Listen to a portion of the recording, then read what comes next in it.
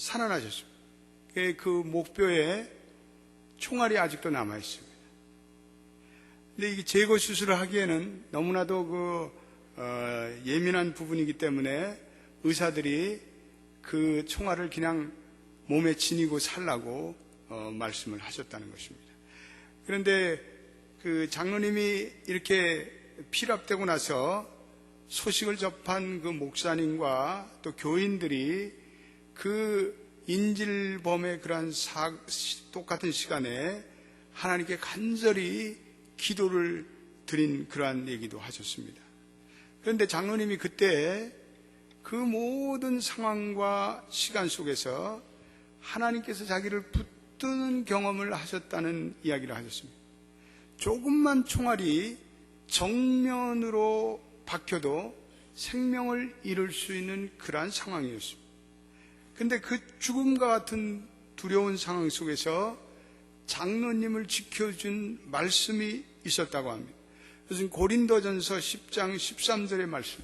사람이 감당할 시험 밖에는 너에게 당한 것이 없나니 오직 하나님의 미쁘사 너희가 감당치 못할 시험 당함을 허락치 아니하시고 시험 당할 즈음에는 또한 피할 길을 내사 너희로 능히 감당하게 하시느니라. 이 말씀을 이 장로님이 평소에 암송하시고 늘 성도들과 나누셨는데, 그런데 그 절대절명의 순간에 이 말씀이 생각이 나더라고요. 이 말씀이 또렷이 기억이 되는 그 순간에 그 말씀을 묵상하는 가운데 자기도 모르게 큰 평강과 위로를 얻고, 그리고 그 말씀을 붙들고 그 피가 유혈이 낭자한 가운데 그것을 탈출해서 큰 길까지 나올 수 있는 담대함을 자기가 가졌다고 그렇게 간증을 하시더라고요. 말씀이 이 장로님을 붙들어 주셨습니다. 목숨이 오가는 그 순간에 그 말씀으로 힘을 얻고 위로를 받게 되었습니다. 저는 그 장로님의 간증을 들으면서 이런 생각을 해봤습니다. 장로님은 살아 역사하는 말씀을 경험하셨구나. 그런 감동이 제게 찾아왔습니다. 사랑하는 여러분, 여러분들의 삶의 현장 속에서 하나님의 말씀이 이렇게 역동적으로 구체적으로 역사하는 것을 경험하고 계십니까? 저는 목회를 하면서 어느 날부터 이런 거를 좀 깨닫게 됐어요.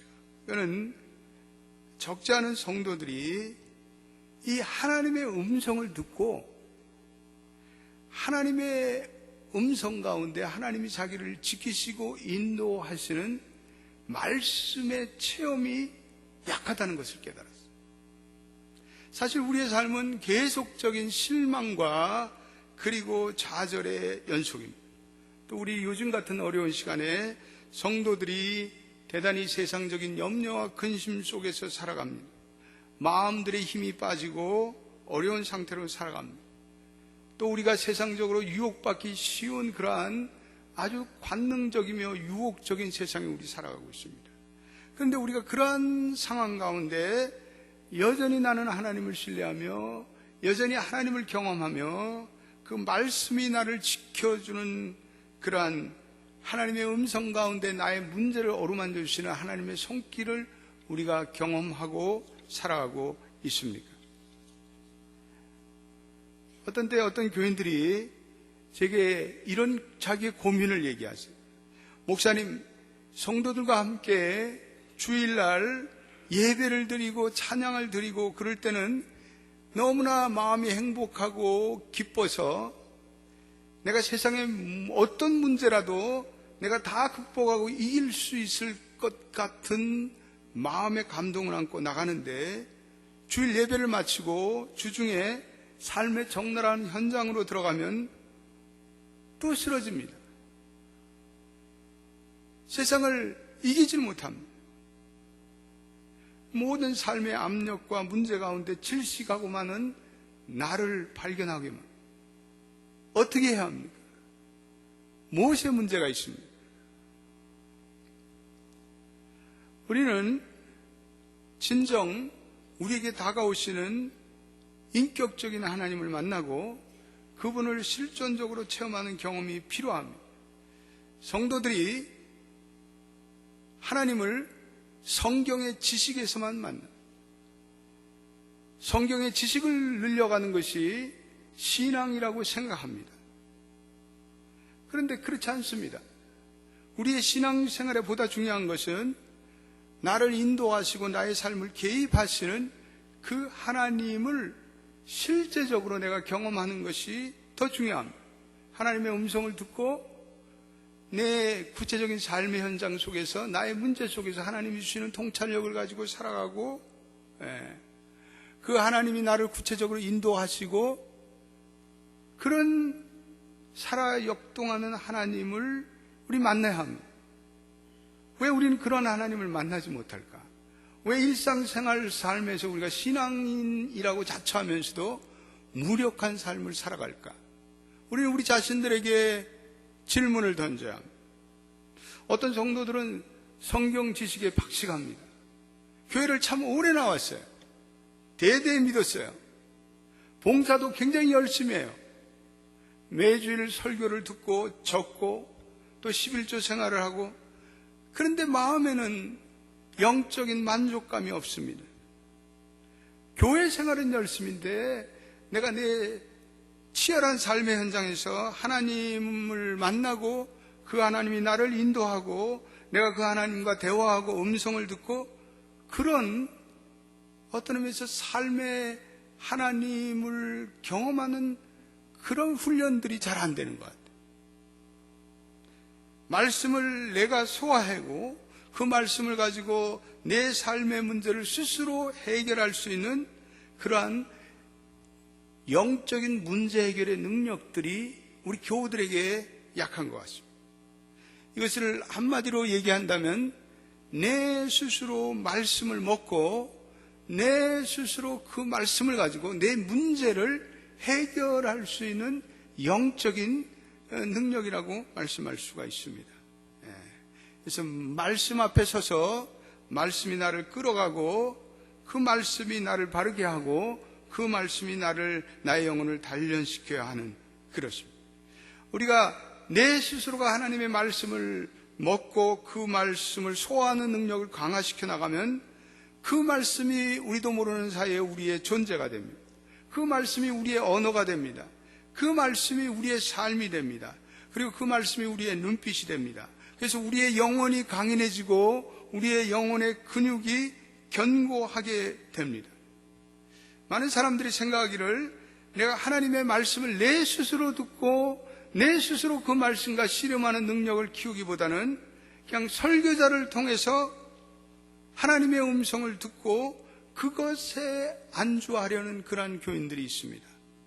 그런데 참된 영적 보완은 내가 스스로 땀을 흘리며 내가 땅을 캐서 캐낼 때 가치가 있습니다.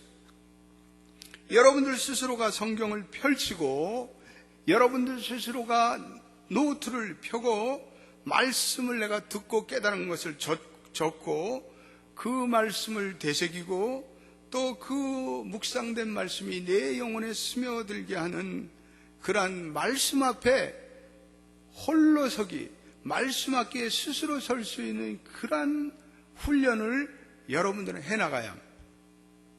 오늘날 많은 그리스도인들이 굶어 죽어가고 있습니다. 많은 교인들이 자기 스스로 홀로 서서 말씀을 먹고 소화하는 능력들이 결여되어 있습니다. 어떤 분들은 성경 말씀을 그저 자기의 성경 지식을 늘려가는 수단으로 삼습니다. 어떤 신학적인 그러한 이해를 해나가면서 자기가 신학적으로 지식이 많다는 것 과시하는 수단으로 사용합니다. 그러나 여러분들 말씀으로부터 하나님이 우리 자신에게 주시는 구체적인 음성을 듣지 않으면, 그 훈련이 되어 있지 않으면 설교를 아무리 들어도 그 말씀이 힘을 발휘하지 못합니다. 스스로 땀을 흘리며 발견한 진리 아니면 쉽게 잊어먹어요. 스스로 하나님의 말씀을 들을 수 있어야 합니다. 스스로 말씀을 깨우칠 수 있어야 합니다. 그리고 내가 스스로 그 말씀과 씨름할 수 있어야 합니다. 그럴 때 우리는 보다 성숙한 그리스도인이 될 수가 있습니다.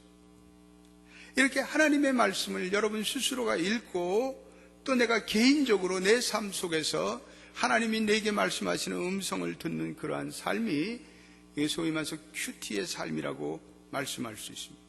큐티라는 것은 한마디로 말씀 앞에 하나님을 만나는 것입니다. 큐티는 quiet time이라는 조용한 시간, 경건의 시간이라는 Q와 T자를 따서 만든 단어입니다. 큐티라면 사람들이 괴리 생소하게 보입니다. 그런데 그렇지 않습니다. 말씀을 놓고 하나님을 생각한다면 이건 다 큐티입니다. 우리가 이른 아침에 교회에 나가서 새벽 기도를 쌓는 옛 어른들, 그거 다 그분들이 사실은 큐티한 거예요. 콰이트 타임 한 거예요. 하나님 앞에. 요즘에 젊은 사람들이 자꾸 노트에 쓰는 것만이 큐티가 아니라 어떤 장소든지 여러분들이 하나님을 만나서 그 하나님의 말씀을 깊이 생각하고 있다면 큐티하는 거예요. 많은 사람들이 하나님을 먼저 만나기보다는 사람들을 만나서 이야기하는 것 참 좋아합니다. 하나님과 대화하기보다는 사람들과의 대화를 즐깁니다. 근데 우리 그리스도인들은 하나님과 만나는 것을 내가 즐거워해야 합니다.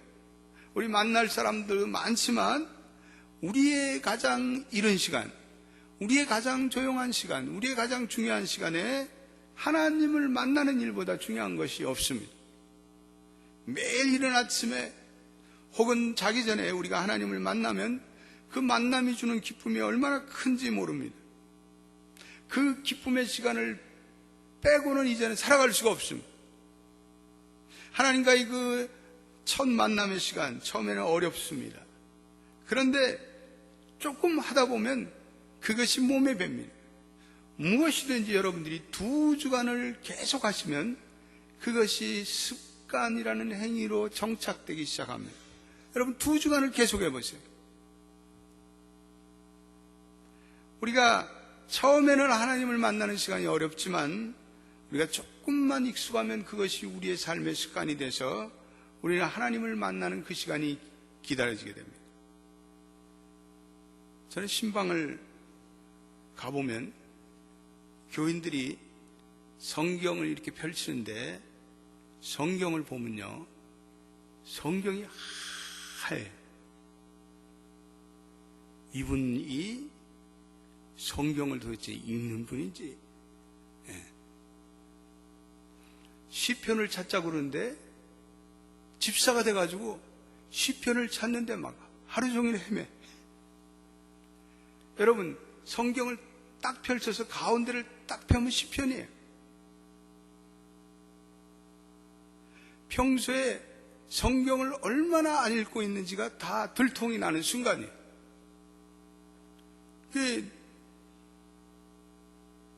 성경을 펼치면 손때가 전혀 묻지 않았어요.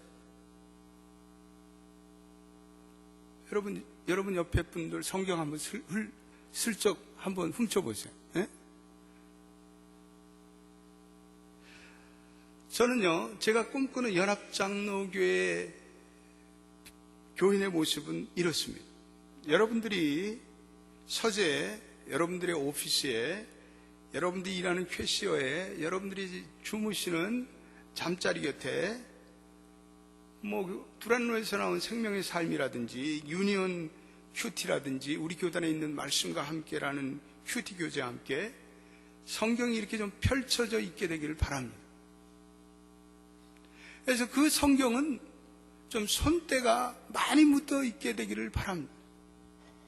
그래서 성경을 읽어가지고 너덜너덜해서 그래서 그 성경을 다시 한번 재본할 수 있는 그러한 성경이 되기를 바랍니다. 말씀을 읽다가 은혜 받은 눈물 자국이 성경에 군데군데 흘러져 있어서 성경이 자국이 난 그런 흔적이 있게 되기를 바랍니다. 자기가 성경을 읽다가 묵상한 그 말씀이 거기에 적혀져 있고, 그리고 자기가 말씀을 읽다가 와서 닿은 그 말씀이 줄이 그어져 있고, 그런 성경을 우리 교인들이 다 한 권씩 다 가지고 있게 되기를 주님의 이름으로 축원드립니다. 아멘도 안 하시네. 저번에 우리 교회도 한번 오시는 그 이종용 목사님이라고 지금 LA 코너스톤 교회에서 일하는데 그 교회는 아주 큐티를 결사적으로 교인들이 한대. 그래서 교인들이 만나서 전화하며 대화하는 첫 대화는 무조건 큐티 나눔을 해야 된대요. 오늘 본문 말씀이 민수기인데 오늘 민수기 11장에서 나는 이런 말씀을 깨달았어요. 그 교회는 목사님하고도 전화하면 큐티로 자기가 받은 은혜를 얘기하고 그 다음에 목사님께 용건을 얘기해야 된대. 난 정말 은혜를 받았어요.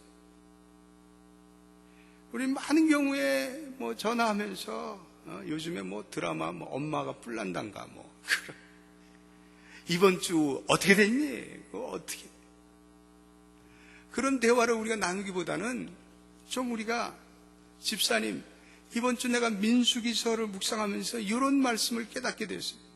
내가 이 말씀에 은혜를 받게 되었어요. 이 말씀이 내게 이런 찔림을 줬어요. 이런 우리가 큐티를 나누고 하나님의 말씀을 나누는 영적 대화를 더 많이 나눈다면 얼마나 좋을까. 그게 내가 꿈꾸는 연합교회 교인상이에요. 내가 너무 이상적인 얘기를 했는가요? 내가 너무 현실적인 기대감에서 벗어났는가요?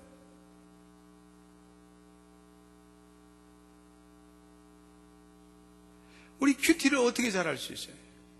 이 큐티라는 것은 하나님의 말씀의 묵상입니다. 우리가 큐티가 잘 된다 안 된다는 어떻게 우리가 무슨 의미가 있어요? 이 큐티라는 것 묵상의 사전적인 의미는 우리가 깊이 생각하는 거예요.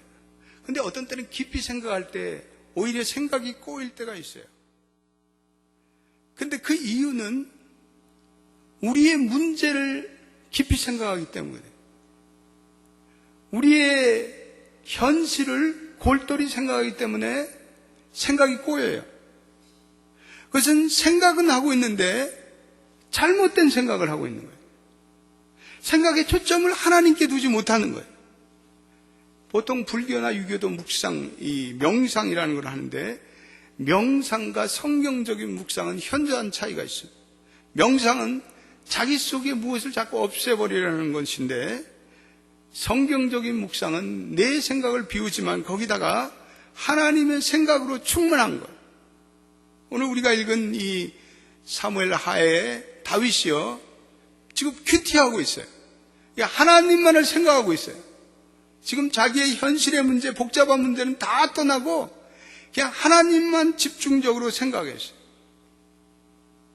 우리가 생각이 꼬일 때는 그 문제는 하나님을 생각하는 것이 아니라 내 현실의 문제와 현실의 지금 염려와 걱정을 생각하기 때문에 그래요. 그건 큐티가 아니에요. 큐티는 우리의 현실의 문제와 생각을 다 제쳐놓고 우리는 하나님만을 집중적으로 생각하는 거예요. 그래서 내가 그 하나님을 생각하면서 그 하나님을 생각하면서 얻은 통찰력으로 나중에 내 현실의 문제를 적용하는 거예요. 그래서 묵상은 하나님만 초점 맞추는데 걱정은 부정적인 것만 계속 생각하는 거예요. 근데 성경적인 묵상은 하나님의 말씀과 하나님의 성품과 인격에 초점을 맞춰서 계속 그것을 생각하는 거예요. 그런데 놀라운 것은 우리가 이 하나님을 생각하는데 나의 현실적인 복잡한 문제가 풀려나가는 순간이 있어요. 내 생각이 바뀌는 거예요. 내가 말씀을 묵상하며 씨름을 하는데 그 말씀이 내 영혼에 들어와서 어느덧 내 생각이 하나님의 생각으로 바뀌어져요. 그러면 복잡했던 생각이 갑자기 단순해져요. 그리고 그 복잡했던 생각 속에서 하나님을 바라보면서 그 문제를 바라보니까 그 문제가 더 이상 문제가 아니에요. 마치 삼손을 묶었던 그 줄들이 와드득 풀리면서 우리의 근심과 걱정의 결막으로부터 일시에 풀려나는 해방감을 맛볼 때가 있어요. 여러분 그런 경험 하신 적 있죠? 예? 아무도 안 하셨어요? 말씀을 묵상하는 가운데 그런 말씀이 주는 어떠한 자유로움, 내 영혼의 자유로움을 내가 느껴요. 큐티의 위력이, 큐티의 파워에, 묵상의 파워에. 한 번은 제가 목회 짐으로 좀 스트레스를 받고 근심이 됐어요.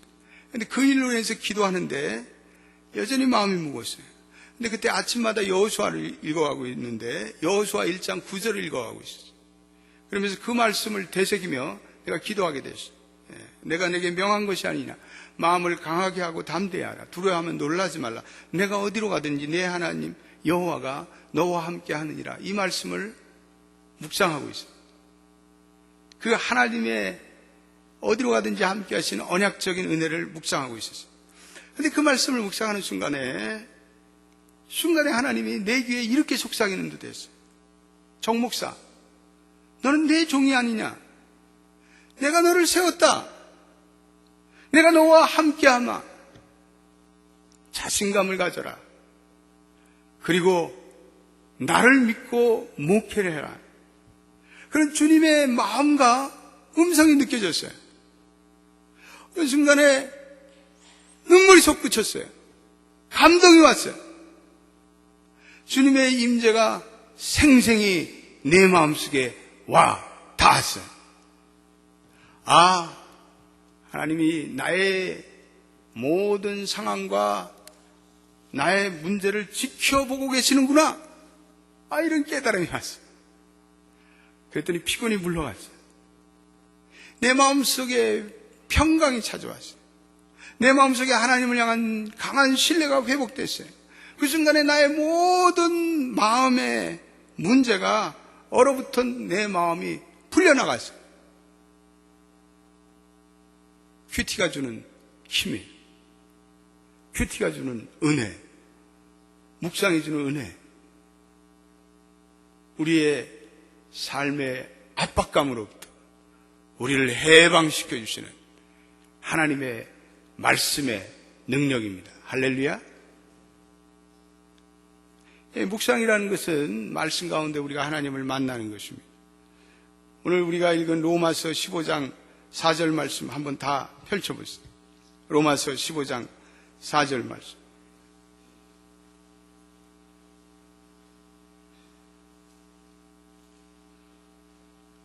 같이 읽어봐요. 시작. 무엇이든지 전에 기록한 바는 우리의 교훈을 위하여 기록된 것이 우리로 하여금 인내로 또는 성경의 안위로 소망을 가지게 함이니라. 우리가 결국은 묵상을 통해서 하나님의 위로를 받고 또 다시 한번 소망을 갖게 되는 그러한 행위. 그래서 우리는 결국은 큐티를 통해서 하나님과 인격적인 교제를 나누는 거예요. 하나님이 나의 친구예요. 그래서 큐티를 할 때는 거룩한 언어가 필요가 없어요.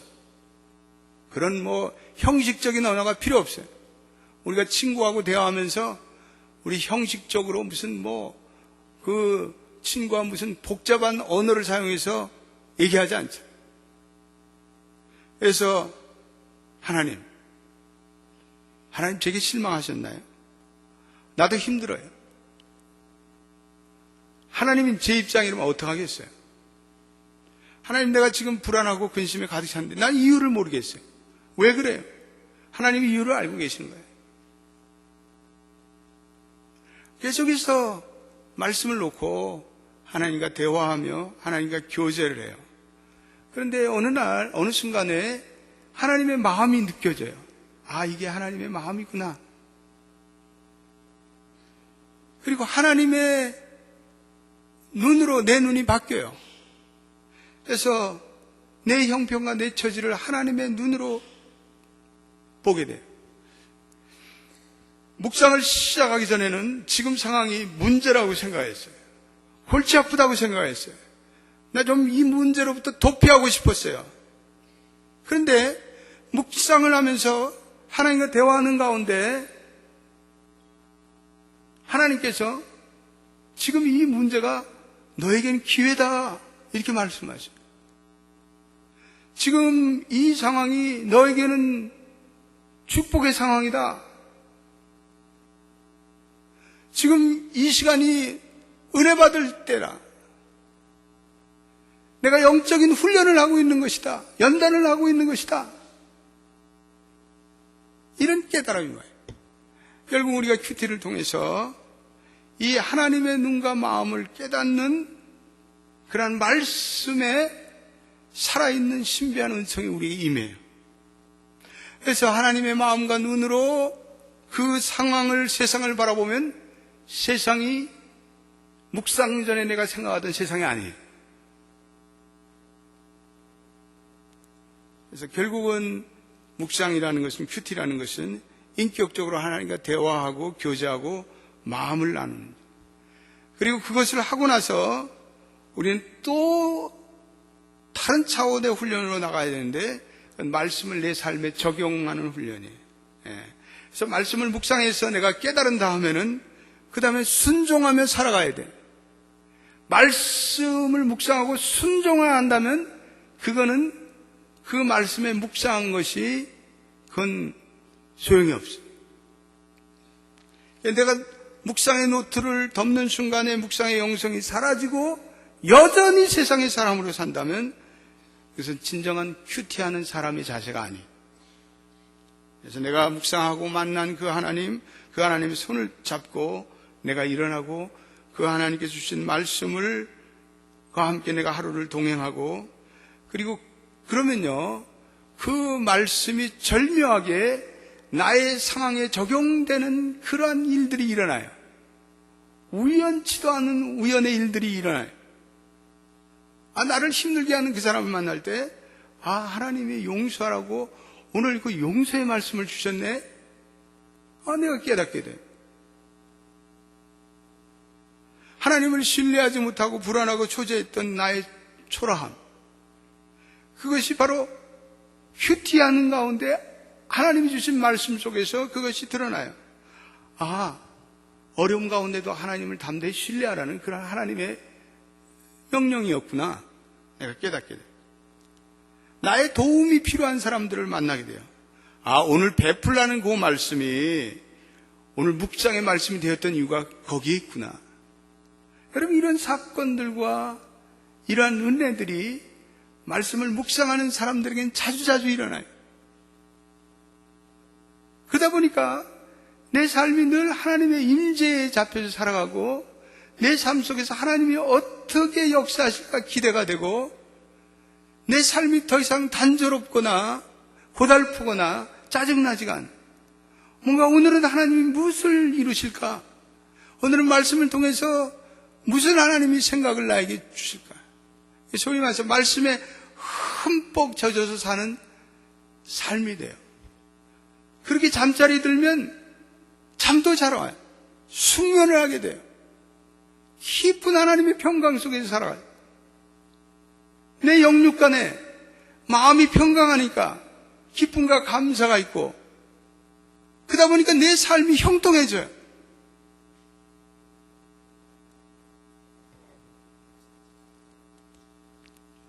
묵상의 큐티의 하나님의 은혜입니다. 여러분들이 묵상한 다음에는 회개할 것이 있어요. 내 마음에 콕콕 찔리는 부분들이 있어요. 구체적으로 적응하면서 나를 바꿔나가요. 주님, 내가 말씀보다는 텔레비전 앞에 앉아있는 시간이 너무나 많았습니다. 주님, 아침에 내가 애에게 소리 지른 것, 그 애의 마음을 격동시켰습니다. 주님, 내가 배우자에게 무례하게 됐습니다. 내가 내 자신을 위해서는 돈을 썼지만 하나님의 나라를 위해서는 신실한 청지기가 되지 못했습니다. 내가 그 바꿔야 되겠다는, 내가 내 인격이 바꿔야지 할 그 부분을 내가 결심하면서 그리고 바꿔나가요. 어느 날 내 존재가 바뀌어요. 그래서 큐티 10년 한 사람과 큐티 5년 한 사람과 큐티 1년 한 사람과 전혀 안 한 사람과는 내면의 인격이 차이가 나요. 겉으로는 볼 수가 없어요. 그러나 우리가 큐티를 10년 한다면, 20년을 한다면 우리의 인격과 영혼에는 분명히 변화가 있습니다. 더 이상 예전에 우리의 모습으로 살아가지 않아요. 가시곡이라는 소설을 써서 아주 유명한 조창인 씨라는 작가가 말씀에 대한 이런 깨달음의 이야기를 읽은 적이 있습니다. 근데 그분은 다른 일을 하다가 이제 나는 소설만 써야 되겠다 결단하고 96년도에 작가로 전업한 그러한 작가입니다. 근데 처음에 소설을 한두 권 썼을 때 그대로 잘 팔렸어요. 자신감을 얻었어요. 근데 책을 서너 권 쓰고 나니까 그때부터 책이 팔리질 않아요. 점점 부수도 떨어지고 나중에는 전혀 팔리지가 않아요. 그러니까 작가가 책이 팔리지 않으면 얼마나 좌절과 번민을 겪는지 몰라요. 그래서 하루는 불치병을 안고 아들과 씨름하며 고생스럽게 살아가고 있는 친구를 찾아가서 그 친구의 이야기를 들으면서 소설의 한 가지 소설의 그 플랫, 구성의 힌트를 얻게 됐어요. 아, 병든 자식을 둔 부모의 심정을 한번 소설로 그려보자. 그래서 가시곡이라는 소설의 아이디어가 나왔어요. 그래서 백혈병을 앓고 있는 아들의 병을 치료하기 위해서 안가운 힘을 쓰던 아버지가 급기야하는 그 병원비를 충당하기 위해서 각막을 기증하겠다는 거기까지 소설을 썼는데 그 다음부터 소설을 그 마지막 가장 중요한 부분을 어떻게 마무리할지 아이디어가 떠올리지 않아요. 생각은 자꾸만 맴도는데 출판사와의 약속한 날짜는 다가오고 피를 말리는 진통을 계속하지만 이 마지막 마무리를 감동적으로 마무리를 줘야 되는데 도저히 아이디어가 생각한 어느 날 그분이 여느 때와 같이 성경을 조용히 펴놓고 큐티를 하고 있었어요. 하나님 앞에 기도하면서 성경을 읽고 있었는데 그날 큐티의 말씀이 예수 그리스도께서 우리의 죄를 위해서 십자가를 지신 순환의 장면을 그린 그 말씀을 큐티를 하고 있었어요. 하나님의 아들이 우리의 죄를 위해서 마라 십자가에서 고귀한 생명을 희생하는 그 모습을 그분이 집중적으로 묵상하고 있었어요. 그런데 그때 갑자기 번쩍이며 스쳐가는 아이디어가 있었어요. 그건 하나님이 주시는 지혜였어요. 하나님께서 갑자기 영감, 인스피레이션을 이분에게 주셨어요. 예수님이 우리를 위해서 자기의 몸을 완전히 바쳐 희생한 것처럼 소설의 마무리를 아버지가 아들을 위해서 완전히 죽어 희생하는 것으로 매듭을 짓자. 이런 착상이 떠올랐어요. 소설을 마무리 졌어요. 그리고 다 쓴 소설을 출판사에 가지고 가면서 10,000권만 팔려도 좋겠다 이렇게 생각했어요. 그런데 그 소설이 140만 권이 팔렸어요. IMF 후에 실직을 당한 많은 아버지들이 가족을 위해서 흘린 그 눈물의 상황이 맞아떨어져서 많은 아버지들이 그 책을 읽으면서 눈물을 흘리며 감동을 하게 되었어요.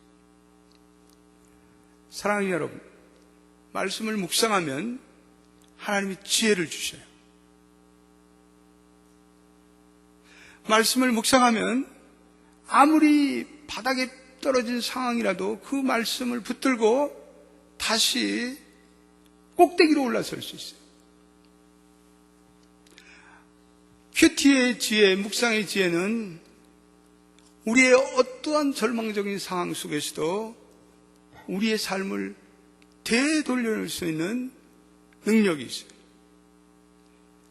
하나님의 말씀을 늘 가까이 하고 그리고 그 말씀을 큐티하고 묵상하고 그 말씀을 마음에 담고 하나님과의 대화를 나누는 사람은 하나님께서 필요할 때마다 놀라운 지혜를 주셔요. 가을이 시작되고 있어요. 우리가 우리 인생에 할 일이 많아요. 우선순위가 많아요. 그러나 우리 모든 성도들은 말씀으로 거듭난 사람들이, 말씀으로 새로워진 사람들이, 말씀의 능력을 알고 있는 사람들이, 우리 다시 한번 거룩한 결단으로 여러분들이 큐티의 삶을 다시 시작하게 되길 바랍니다. 주님 앞에서 우리의 영혼을 잠잠케 만드는 그러한 큐티의 삶을 살아가야 합니다.